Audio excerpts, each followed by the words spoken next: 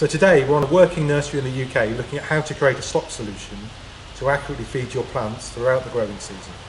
Before you make a stock solution, it's a good idea to consult the product information sheet for details of the product's use. It's available on our website. More importantly, consult the MSDS or safety data sheet, which is also available online.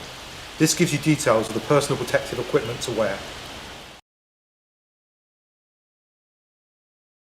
And the key things that you would use, according to the sheet, are eye protection, because obviously you can get splashes from the liquid when you're putting the granules in.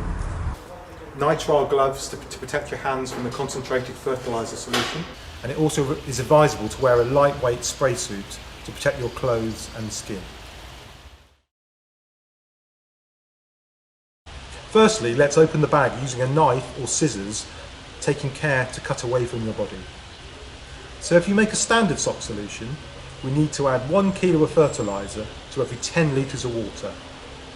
Using a scoop, we weigh out the required amount, in this case 1 kilo. It's important to make sure the product is fully dissolved before we add it to the main tank. So we add it to a bucket containing about 5 litres of water. The temperature of the water has an effect on the solubility of the product. So if the water is very cold, you should add some warm water to speed up the process. We stir thoroughly to ensure the product is fully dissolved. We then prepare the stock tank with just under 5 litres of water. We then carefully add the concentrated stock solution to the main tank, adding extra water as necessary to make it up to 10 litres, and keep it agitated. So now we've made our 10 litre stock solution, we just need to set it up with a dosatron. So we put it on the trolley, we put in the hose with a filter on the end, and then we check the dilution rate on the diluter.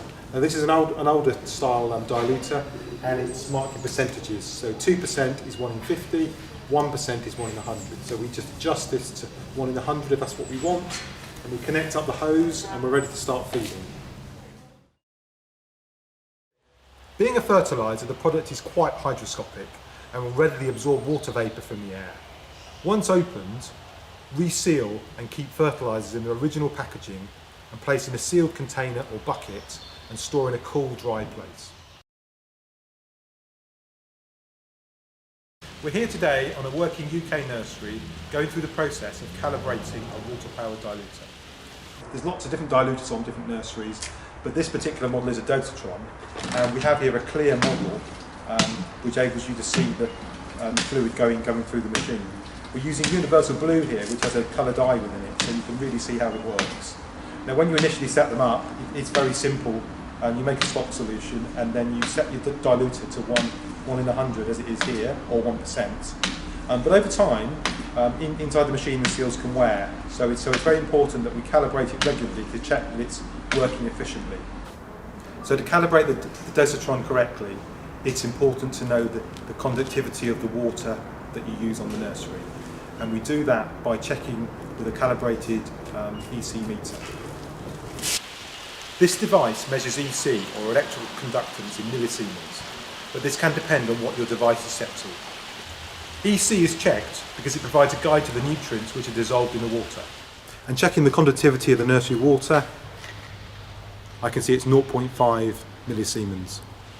So now we check the product info sheet to see what the concentration should be at 1% or 1 in 100. This gives a final concentration of 1 gram per litre. So we know from the product info sheet this is 1.3 millisiemens. And checking the final concentration of the feed from the diluter, we can see that the conductivity is 1.8 millisiemens. So to summarise, if we take the 1.8 and take away the 0.5, we're left with 1.3, which means we correctly calibrated our dosatron and it's safe to use.